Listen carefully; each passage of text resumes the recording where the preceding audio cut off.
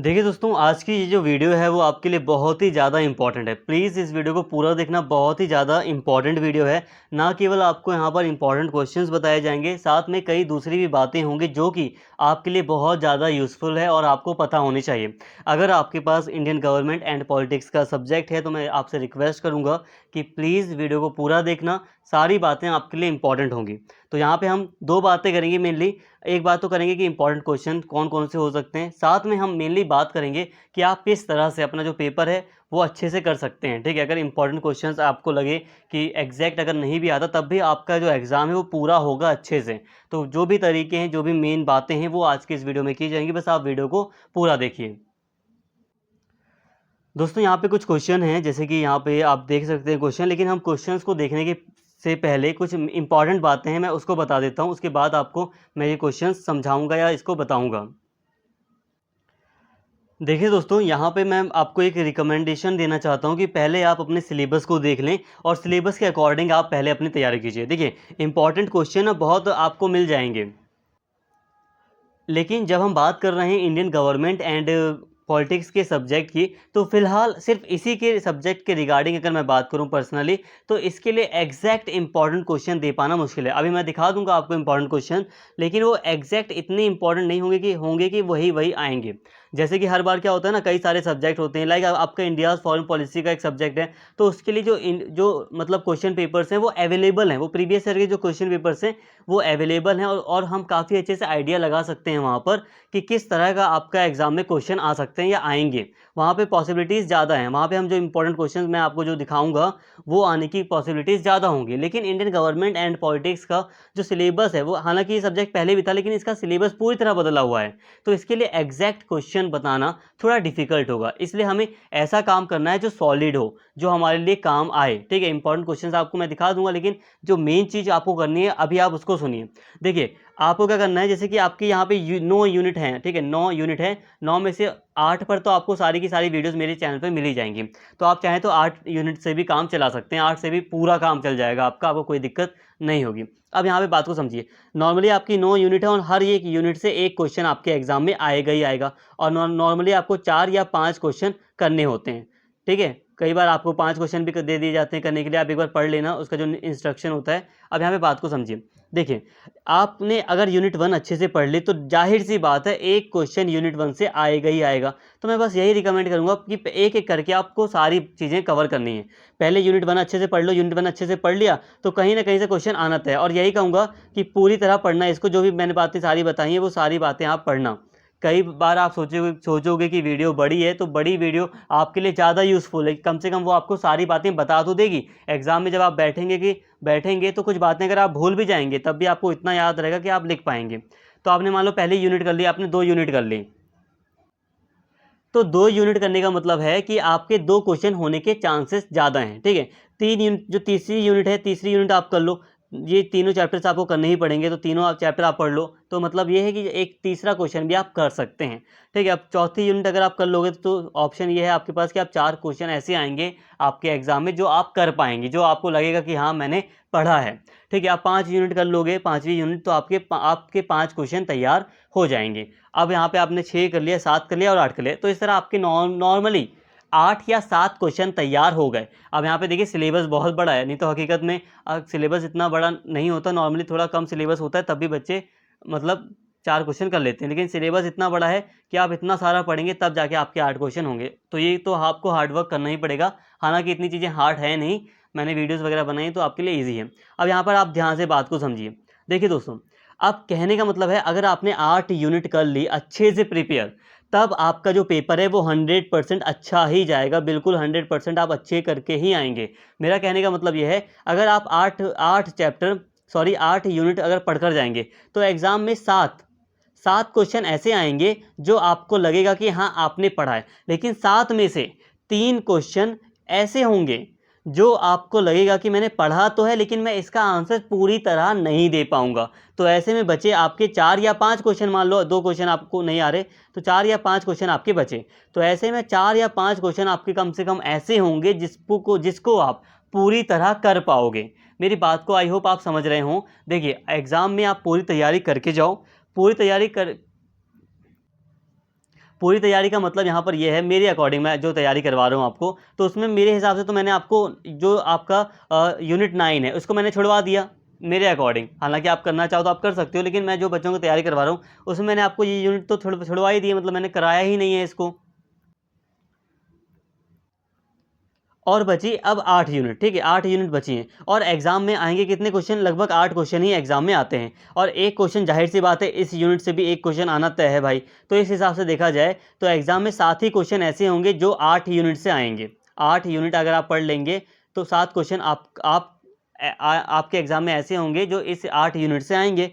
और इसमें भी ये 7 क्वेश्चन, आप जब इन 7 क्वेश्चन को एग्जाम में देखेंगे तो आपको लगेगा कि हाँ मैंने इन क्वेश्चंस को पढ़ा है। तो ऐसे में आपके साथ एक छोटी सी प्रॉब्लम ये होगी कि आपको कुछ ऐसे क्वेश्चन, 7 में से कुछ क्वेश्चन ऐसे मिलेंगे जिसके ऊपर आप 5-6 पेज आराम से लिख देंगे, कोई दिक्कत ही नहीं होगी आपको। 6-6 पेज, 7-7 पेज भी आप लिख देंगे, कोई दिक्कत नहीं होगी। लेकिन हो सकता है कि इन 7 में क्वेश्चन में से 2-3 क्वेश्चन ऐसे हों जिसमें आपको थोड़ी कन्फ्यूजन हो, जिसमें आप मान लो 2 पेज से ज़्यादा लिख ही ना पाओ। तो ऐसे में आप क्या करोगे, उस क्वेश्चन को छोड़ दोगे और उसकी जगह आप वो वाला क्वेश्चन करोगे जिस पे आप ज़्यादा लिख सकते हो। तो ऐसे में टोटल आप 4 या 5 क्वेश्चन आपको ऐसे मिल जाएंगे जिसके ऊपर आप ज़्यादा लिख पाओगे। और एग्जाम में भी तो 4-5 ही करने होते हैं, और इस तरह आपका पूरा पेपर अच्छा चला जाएगा। लेकिन अगर आप कम पढ़कर जाओगे तो कम पढ़कर जाने का नतीजा ये होगा कि एग्जाम में अगर कोई डिफिकल्ट क्वेश्चन आता है तो आप उस पर ज़्यादा लिख नहीं पाओगे। तो इसलिए मैं आपको रिकमेंड करूंगा कि आप 8 यूनिट, कम से कम 8 यूनिट आप पढ़कर जाएं। और 8 यूनिट पढ़ने के बाद इतना मैं श्योर हूं कि आपका पूरा एग्जाम अच्छे से हो जाएगा। अगर आपने 9 यूनिट नहीं पढ़ी तब भी कोई दिक्कत नहीं होगी। एक्चुअली में यहाँ प्रॉब्लम ये हो गई है कि एक्चुअल में एग्जैक्ट प्रीवियस ईयर का क्वेश्चन पेपर अवेलेबल नहीं है, और साथ में ही जो ये जो आपका सब्जेक्ट है वो थोड़ा कॉन्स्टिट्यूशन से भी संबंधित है। और इसमें क्या होता है कि कुछ जो क्वेश्चन होते हैं वो थोड़े अजीब से आते हैं, तो उस पर पूरी तरह आंसर लिख पाना थोड़ा डिफिकल्ट हो जाता है। तो इसीलिए मैं कह रहा हूँ, अगर आपको ज़्यादा क्वेश्चन आ रहे होंगे, अगर आपने ज़्यादा पढ़ के गए हैं, तो आप उन क्वेश्चन को स्किप कर सकते हैं वहाँ पर जो आपको कम समझ में आ रहे हैं। तो यहाँ पे आपको नॉर्मली बात समझ में आई। अब हम इंपॉर्टेंट क्वेश्चंस की बात कर लेते हैं, ठीक है।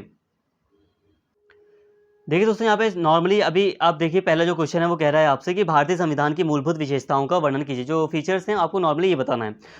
इसके साथ ही भारतीय संविधान की मूलभूत संरचना का जो बेसिक स्ट्रक्चर है इसका वर्णन आपको करना है। जो यूनिट 1 है इसी से संबंधित ये दोनों ही क्वेश्चन यहाँ पे शो किए गए हैं। हालांकि ये सामान्य क्वेश्चन है, इसी को ऐसे क्वेश्चन आएंगे, लेकिन इसी को थोड़ा बहुत बदलाव करके भी एग्जाम में दिया जाता है।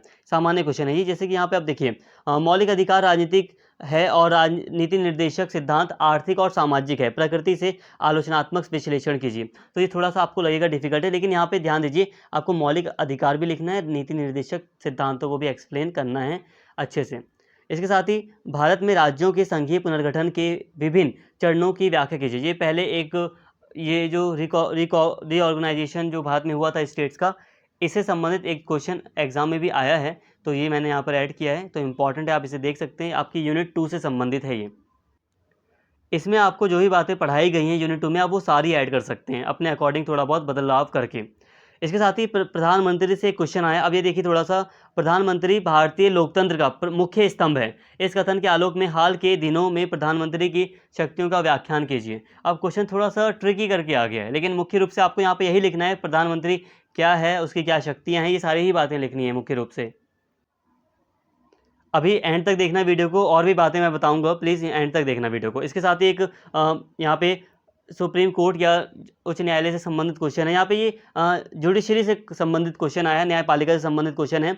भारत में उच्च न्यायालयों में न्यायाधीशों की नियुक्ति की प्रक्रिया का निरीक्षण कीजिए। क्या कॉलेजियम प्रणाली न्यायाधीशों की स्वतंत्रता को सुनिश्चित करता है, विश्लेषण कीजिए। इसमें आपको नॉर्मली यही बताना है, जैसे कि आपको मैंने पढ़ाया है कि किस तरह से हाई कोर्ट या सुप्रीम कोर्ट के जजेस की नियुक्ति होती है, अपॉइंटमेंट इनका कैसे होता है, और क्या है कॉलेजियम व्यवस्था, ये सारी बातें मैंने आपको पढ़ाई हैं, आप देखेंगे तो आपको मिल जाएगा।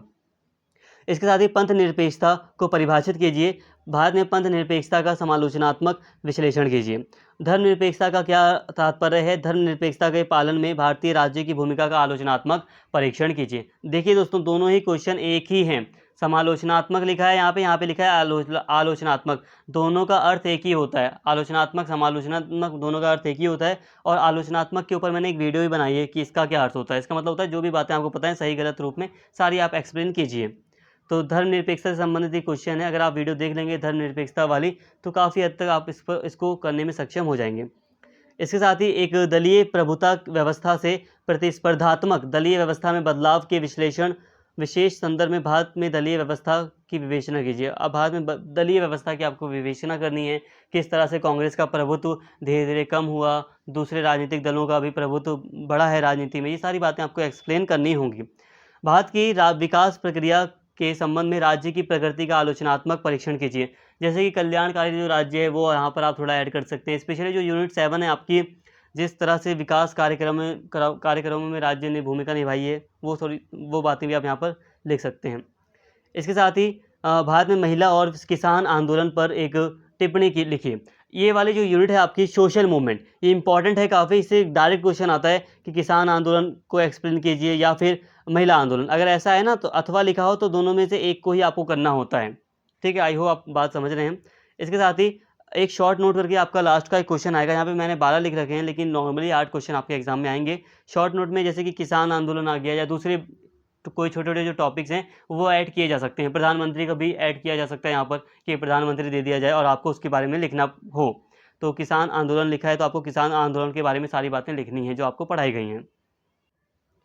अब यहाँ पर देखिए दोस्तों, जो नॉर्मली क्वेश्चन मुझे इंपॉर्टेंट लगे मैंने यहाँ पे ऐड किए हैं। हालांकि बहुत सारे क्वेश्चन ऐसे भी हैं जो मतलब कुछ सिलेबस हैं, कुछ चैप्टर्स ऐसे भी हैं जिनसे क्वेश्चन ऐड नहीं किए गए। ठीक है, बहुत सारे आपके सिलेबस में कुछ चैप्टर्स ऐसे भी होंगे जिससे मैंने इसमें कोई क्वेश्चन ऐड नहीं किया, लेकिन हाँ वो इम्पॉर्टेंट है तो आप उनको भी सबको ही पढ़ के जाए। सारे ही क्वेश्चन जो भी आपका सिलेबस है वो इम्पॉर्टेंट है, वही है मेन आपके लिए। यहाँ पे ये जो क्वेश्चन है ये बस आपको एक आइडिया दे रहे हैं। अभी यहाँ पे बस आप एक आइडिया लीजिए और अपना अपना बस 8 यूनिट आप करके जाओ बेखौफ होके।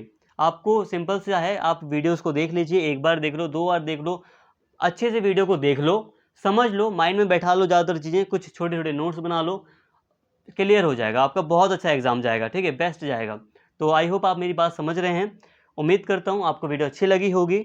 और यहाँ पे ये जो क्वेश्चन है एक बार यही कहूँगा कि इन्हें ज़्यादा सीरियसली ना लें, ये आपको बस एक अंडरस्टैंडिंग दे रहे हैं। मेन फोकस अपने सिलेबस पर करें। आई होप आपको सारी बातें समझ में आ गई होंगी। वीडियो अगर अच्छी लगी हो तो प्लीज़ चैनल को सब्सक्राइब कर लें, वीडियो को लाइक करें, शेयर करें और कमेंट करके अपना फीडबैक जरूर दें। Thank you.